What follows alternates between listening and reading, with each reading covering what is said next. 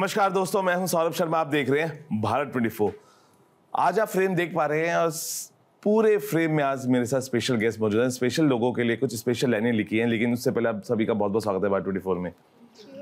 आप सभी के लिए मैंने कुछ लिखा है। उम्मीद करता हूं कि जिस तरीके से आपने इम्प्रेस किया अपने लोगों को, भारतीय लोगों को, और मैं आपको इम्प्रेस कर पाऊँ अपने शब्दों से।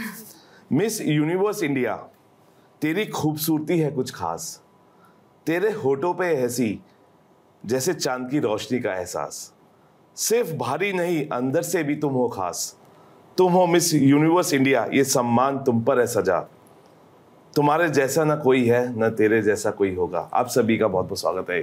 Thank you so much. Tania, miss universe India क्या मायने रखता है आपके लिए? ये मेरा बचपन से सपना रहा है and now that I am one step closer, मैं अब मिस यूनिवर्स उत्तर प्रदेश बन चुकी हूँ। तो तब से हर दिन मेरे लिए बहुत एक्साइटिंग है कि मुझे अपना सपना जीने को मिल रहा है, तो ये मेरे लिए सब कुछ है।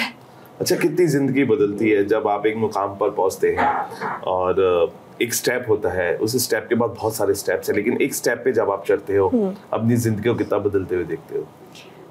जैसे कि मेरा बचपन से सपना रहा है और अब वही मैं जी रही हूँ, तो मेरा और मेरे फैमिली को बहुत खुशी मिल रही है एंड अगले स्टेप्स के लिए, मिस यूनिवर्स इंडिया के लिए प्रिपरेशन करने के लिए भी मैं बहुत एक्साइटेड हूँ। तो लेखा, आपके लिए कितनी जिंदगी बदली जब आप इसका पार्ट बने मिस यूनिवर्स इंडिया का? आपको कुछ बदलता हुआ दिखाई दिया अक्रॉस द ग्लोब? बिल्कुल, बहुत कुछ बदलता है। सबसे पहले तो बदलाव अपने अंदर आता है, क्योंकि जब आप इतने बड़े प्लेटफॉर्म पे आते हो, जिस लेवल का एक्सपोजर आपको मिलता है और हर एक एक्सपीरियंस आपके लिए इतना स्पेशल हो जाता है, आपके लिए लाइफ लॉन्ग वो एक ऐसी मेमोरी बन जाती है जिसको लेके आप आगे भी जीते हो और आगे भी उसी कॉन्फिडेंस के साथ बढ़ते रहते हो। अच्छा, आपके लिए अगर मैं आपसे पूछूं, एक आदर्श महिला के अंदर क्या गुण होने चाहिए? एक आदर्श महिला के अंदर सबसे पहली चीज़ होनी चाहिए वो डिटर्मिनेशन होनी चाहिए। दो चीज़ें मैं मानती हूँ, determination and discipline. These two things are very important. एक तो आपको आपके अंदर ये क्षमता होनी चाहिए कि कोई भी चैलेंज आए आप उसको ओवरकम कर पाएँ, एंड डिसिप्लिन आपको कंसिस्टेंसी देता है to keep working on your goals. अगर मैं आपसे पूछूं, क्योंकि जब भी मैं देखता हूँ सब कुछ ना कुछ बदलना चाहते हैं दुनिया का, लेकिन मिस यूनिवर्स इंडिया बनने के बाद एक चेंज जो आपने अभी तक नहीं देखा है हमारे समाज में, आप उस चेंज को लाना चाहते हैं महिलाओं के लिए। ये प्लेटफॉर्म ही बहुत बड़ी अपॉर्चुनिटी है हमारे लिए कि हम अपने थॉट्स और अपना ओपिनियन यहाँ पे रख पा रहे हैं। It is actually a way for us women to be out there. I think this platform itself encourages us and encourages other women to take on the ownership of our dreams and everything. Nikhil भाई, बहुत सारे हमारे platforms आजकल हम देख रहे हैं, कोई मिस्टर इंडिया रख देता है, कोई मिसेस इंडिया रख देता है, लेकिन क्योंकि आज आप हमारे साथ मौजूद हैं, बहुत सारे भटकाव हैं हमारे युवाओं में।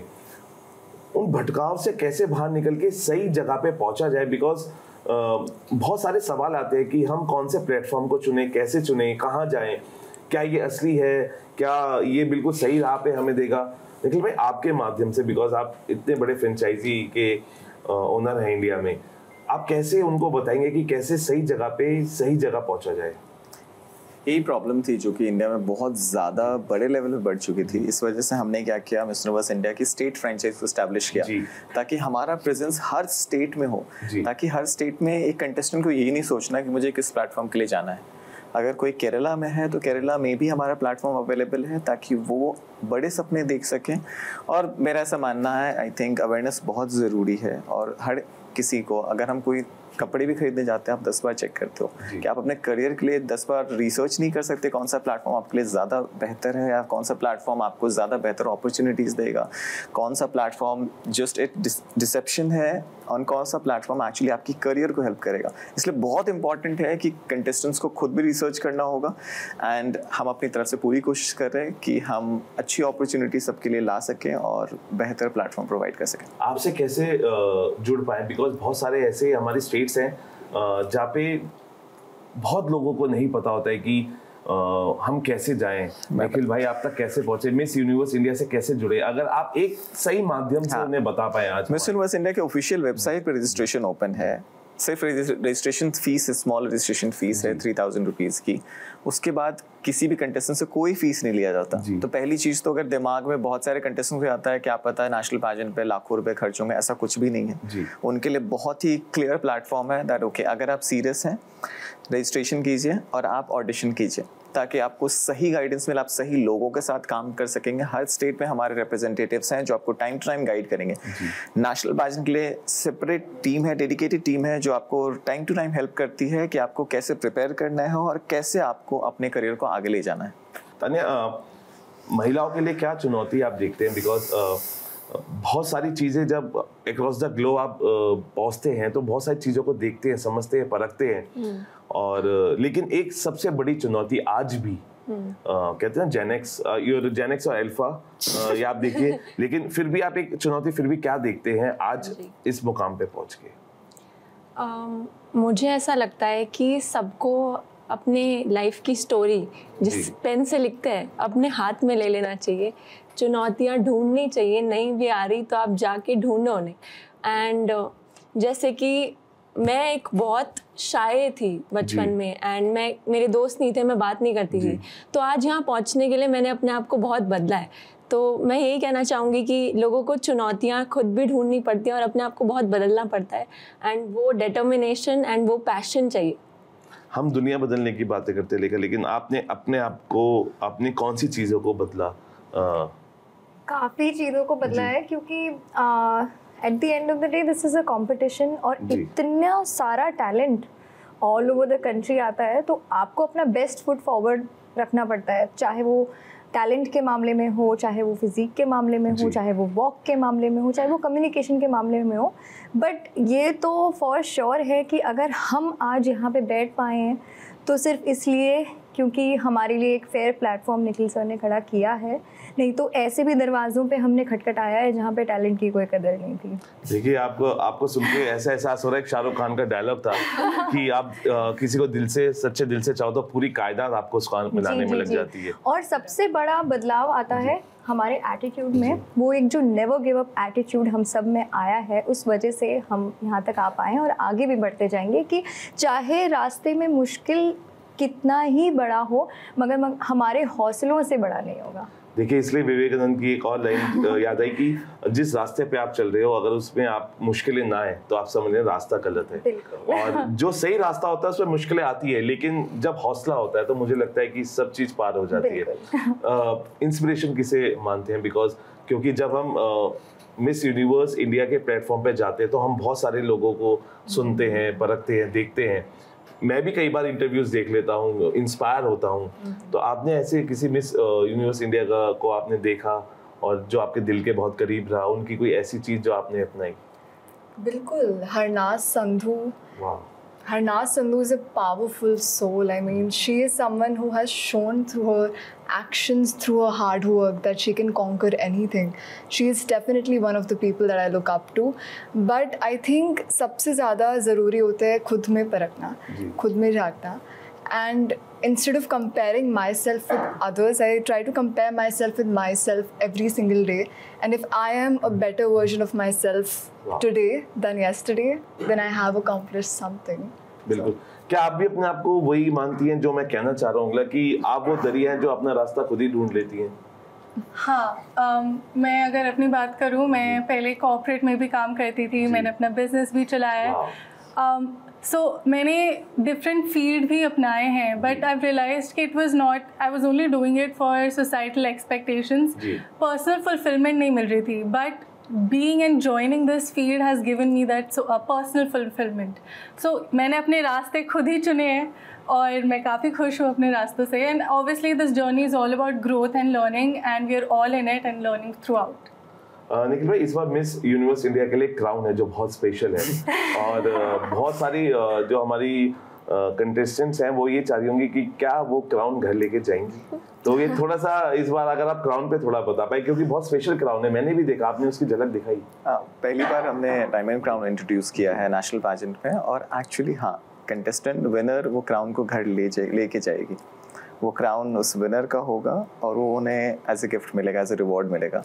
अब मेरा ऐसा मानना है, हज़ारों लड़कियों में से वो एक लड़की होती है जिसको वो मुकाम मिलता है, तो ये रिवॉर्ड तो डेफिनेटली उनका बनता है और उनको घर ले जाना भी चाहिए। बिल्कुल, देखिए ये सबसे खुशी की बात है। और स्पेशल क्राउन जब सामने आएगा, मुझे लगता है कि अभी हमने सिर्फ झलक देखी है, exactly. हम अपनी आंखों से उसे देखेंगे, बहुत स्पेशल वो मोमेंट होने वाला है। एब्सोल्युटली, क्राउन की पूरी अनवीलिंग पार्टी की जाएगी। आपसे मैं अगर पूछूं कि सक्सेस और कॉन्फिडेंस के बीच क्या रिलेशन आप देखते हैं, क्या कैसे देखते हैं, दोनों को परखते हैं? आप लाइफ में कुछ भी कर रहे हो उसके लिए कॉन्फिडेंस बहुत ज़रूरी है, खुद में भरोसा बहुत ज़रूरी है। एंड सक्सेस मेरे लिए कुछ हासिल करना नहीं है, बस ज़िंदगी में खुश हो जाना ही सक्सेस है। आज के सोशल मीडिया के दौर में आपको लगता है कि वास्तविकता और दिखावा के बीच संतुलन बनाना कठिन हो गया है, बहुत मुश्किल हो गया है? बिल्कुल कठिन तो हो ही गया है। It is an undeniable fact कि जितना ही ज़्यादा लोग रियल भी हैं कुछ, उतनी ही ज़्यादा यहाँ पे फेकनेस भी आ रही है। मगर आई थिंक नियंत्रण का जो तार है वो हमारे हाथ में है। Eight the end of the day in social media stars को बनाता कौन है? हम एज एन ऑडियंस। तो अगर हम रिस्पॉन्सिबली रिएक्ट करें, रिस्पॉन्सिबली इन सब चीज़ों को लें और उसी चीज़ों को सपोर्ट करें जो ऑथेंटिक हो, तो इन सब चीज़ों पे नियंत्रण लाया जा सकता है। क्या आप क्या मानते हैं सोशल मीडिया के इस दौर को, आप कैसे देखते हैं? I think social media is a platform जो यूज़र पे डिपेंड करता है कि आप उसको कैसे चलाएं। अगर आप उसको एक अच्छी चाहत से चलाएंगे, it is something that can do wonders for you. It is a platform where you can raise awareness, where you can connect people from all over the world. But at the same time अगर उसको ढंग से ना चलाया जाए और उसको trolling और नेगेटिविटी स्प्रेड करने के लिए चलाया जाए, तो it is something that can harm you more than it can benefit you, so it depends on the user. India got latent का जो हम कंटेंट देखते हैं, बहुत कंट्रोवर्सीज भी उस पे हुई है। आपको लगता है कि ये this is really hampering the generation जो अभी, क्योंकि हम बहुत स्क्रॉल, जब भी हाथ में फोन होता है वी कीप स्क्रॉलिंग, तो ऐसे कंटेंट को ये लोग अलग डायरेक्शन में ले जा रहे हैं, this is harmful for a society. आप कैसे देखते हैं? फिर से मैं ये कहूँगी कि अगर आपको पता है कि आपको कितनी कहाँ पे डिवोशन देना है अपने टाइम का, there is a certain time that आप सोशल मीडिया को दे सकते हैं, बट उसके बाद at the end of the day आप मानते क्या हैं, ये आप पे डिपेंड करता है। तो आप रील्स को स्क्रॉल करना गलत नहीं है, but till a certain point of time, and आप उसको कंट्रोल कर रहे हैं, वो आपको कंट्रोल नहीं कर रहा है, इस तरीके से वो सही रहेगा। आप कैसे देखते हैं सोशल मीडिया के इस दौर को? We are all Gen Z individuals. हमारे लिए सोशल मीडिया बहुत इंपॉर्टेंट है, as rightly said by my fellow beauty queens. It is very helpful for us, but at the same time it depends कि हम उसे यूज़ कैसे कर रहे हैं और उसका इस्तेमाल कैसे कर रहे हैं। बहुत नॉलेजेबल चीज़ें भी हमें सोशल मीडिया के थ्रू मिलती है। मैं पर्सनली बहुत चीज़ इंस्टाग्राम से सीखती हूँ, but yet again it's all about how you perceive the information and what you want to perceive, that's very important. Tania, मैं क्योंकि अभी बहुत आसान नहीं होता है किसी भी मंच पे जाना और क्राउन अपनाना, मुश्किलें हैं और आपको अपना 100% देना पड़ता है, लेकिन बहुत सारी ऐसी लड़कियां हैं जो आपको देख रही हैं, वो भी चाह रही है मैं तानिया जैसे बनूं, मैं तानिया जैसे एफर्ट करूं, वहाँ तक पहुँचूं, लेकिन बहुत सारी चीज़ें बैक स्टेप उनको करती हैं। कैसे वो अपने हौसलों को उड़ान दें, कैसे वो अपने पेरेंट्स को, कई बार पेरेंट्स भी नहीं मानते हैं कि प्यूटी पेरेंट जा रहे नहीं ये सही है गलत है, वो कई बार नहीं समझ पाते। आप अपने माध्यम से, क्योंकि आप इस पेजेंट का हिस्सा हैं, कैसे वो अपने लोगों को समझाएं कि नहीं, अगर सपने देखना गलत नहीं है, अगर कोई सपने देख रहे तो उसको उड़ान दीजिए। जी, आपने बहुत अच्छा क्वेश्चन पूछा, क्योंकि मैं भी इस फेज से जा चुकी हूँ। एंड मुझे ऐसा लगता है कि आपको कुछ भी लाइफ में अचीव करना है, उसके लिए आपको सिर्फ बिलीफ चाहिए, आपको थोड़ा सा बिलीफ अपने अंदर चाहिए और थोड़ा एक्स्ट्रा अपने सपनों के लिए चाहिए। एंड आप पेरेंट्स की बात करें तो आप ही के पेरेंट्स हैं। मेरे पेरेंट्स भी चाहते थे कि मैं पढूं, एंड मैं साइड बाय साइड कर रही हूँ। ऐसा लाइफ में कुछ नहीं है जो आपको अकेले उसी में फोकस करना है। मैं अब लॉ भी पढ़ने लग रही हूँ, साथ में मिस यूनिवर्स कर रही हूँ। तो आप वो पैशन दिखाओ कि आप सब कर सकते हो, and parents at the end of the day parents हैं, वो मान जाएंगे। बिल्कुल। आप प्लीज़ अपने माध्यम से ये भी बताइए, क्योंकि कई बार लगता है कि पढ़ाई नहीं करनी है, इस ब्यूटी पेजेंट पे जाएंगे हम, इस मुकाम तक पहुंच जाएंगे और बाकी चीजें बहुत आसान हो जाएंगी। लेकिन प्लीज आप अपने माध्यम से बताइए कि पढ़ना भी कितना जरूरी है। आई थिंक पढ़ना बहुत ही ज़्यादा ज़रूरी है। पढ़ाई हमारा फाउंडेशन है। अगर हम लोग इतने कॉन्फिडेंटली स्टेज पे आ पा रहे हैं तो उसका फाउंडेशन वाज एजुकेशन। और आई थिंक ऑर्गेनाइजेशन भी ये नहीं बोलता है कि आप पढ़ाई छोड़ दो, आप हमारे पास आओ। ऑर्गेनाइजेशन ये बोलता है कि आप कितना एक्सेल कर सकते हो अपने ही फील्ड में। तो हो सकता है कि आप स्टेज पे जाओ तो आपको आप जो डिग्री कर रहे हो उसके बारे में पूछा जाए। तो इट्स नॉट अबाउट कि आप क्या छोड़ रहे हो, इट्स अबाउट आप कितना विलिंग हो वो एक्स्ट्रा माइल जाने के लिए, वो मुकाम तक पहुंच के उसको हासिल करने के लिए और सबको प्राउड फील कराने के लिए। एंड जैसे कि पेरेंट्स की बात रही, पेरेंट्स बस ये चाहते हैं कि उनका बच्चा खुश रहे।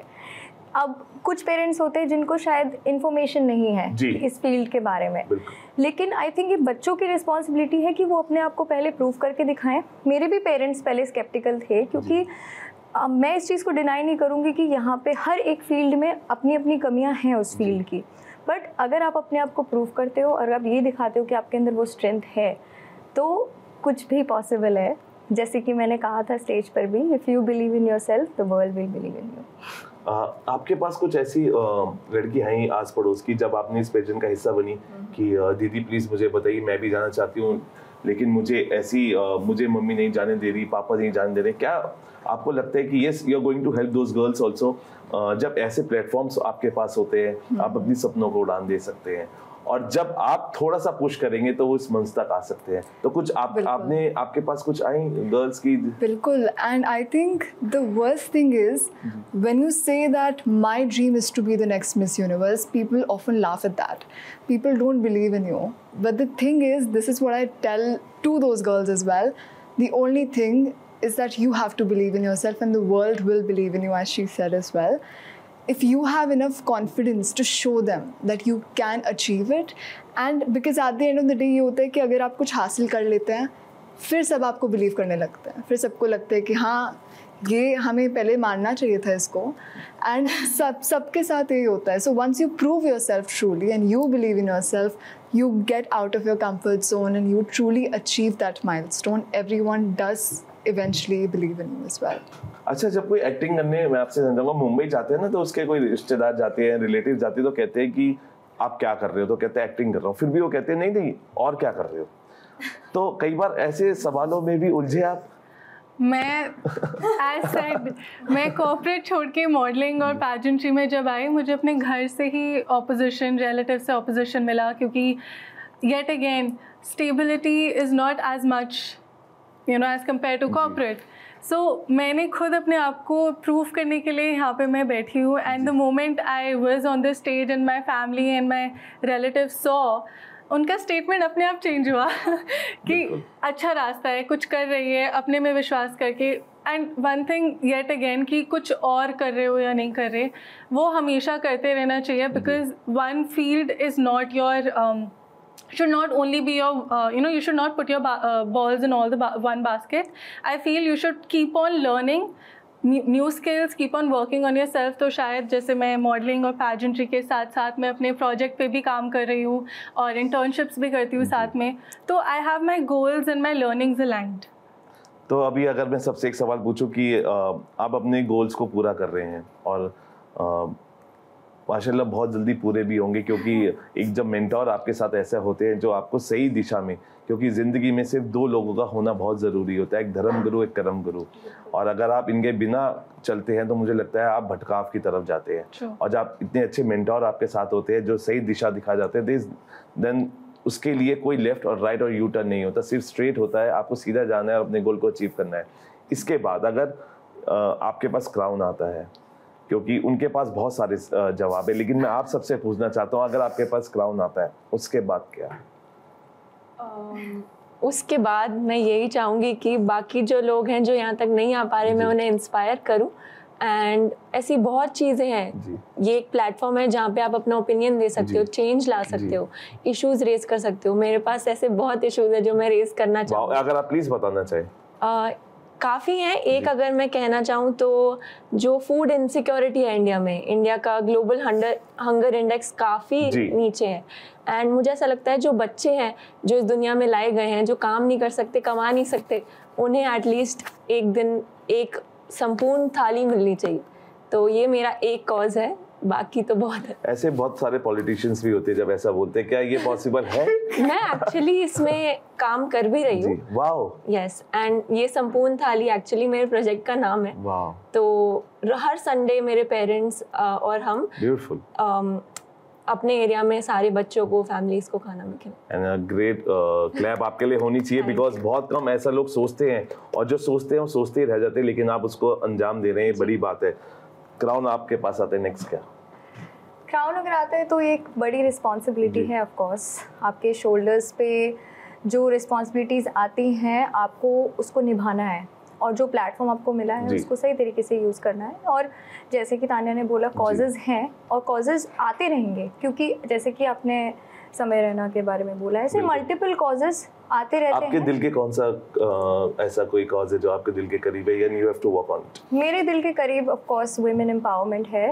एंड आजकल के सोशल मीडिया के ज़माने में लोगों को ऐसा लगता है कि वुमेन एम्पावरमेंट आ चुका है, फेमिनिज्म की अब हमें ज़रूरत नहीं है।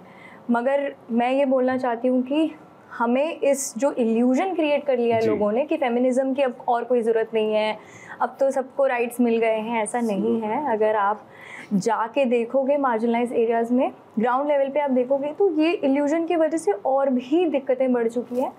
तो उस चीज़ को एक रिस्पॉन्सिबल तरीके से प्लेटफॉर्म को यूज़ करना, अपने देश को प्राउड फील कराना और अपना 100% देना, और ये बताना कि जहाँ से मैं उठ के आई हूँ, मैं बुली हुई थी ग्रोइंग अप, मैं भी एक स्मॉल टाउन में बड़ी हुई हूँ, और मुझे भी बोला गया था कि आप सपने नहीं देख सकते हो, आपको बहुत पैसे लगाने पड़ेंगे, आपको ये करना पड़ेगा, वो करना पड़ेगा। तो मैं वो चेहरा बनना चाहती हूँ जहाँ पे लड़कियों को देख के ऐसा लगेगा कि अगर ये कर सकती है तो मैं भी कर सकती हूँ, अगर मैं कर सकती हूँ तो कोई भी कर सकता है। तो ये आपके लिए सबसे इमोशनल मोमेंट हुआ? हाँ जी, बिल्कुल।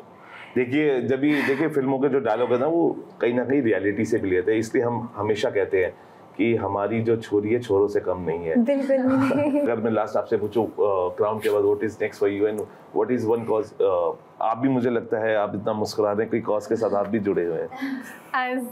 As I mentioned earlier, one of the project that I'm working on is preserving India's heritage and culture.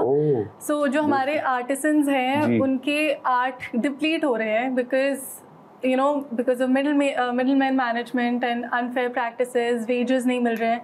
So हमारे artisans अब बोलते हैं कि मुझे अपने बच्चों को नहीं सिखाना है, पर वो एक कला है और जो हमारे इंडिया को डिफाइन करती है।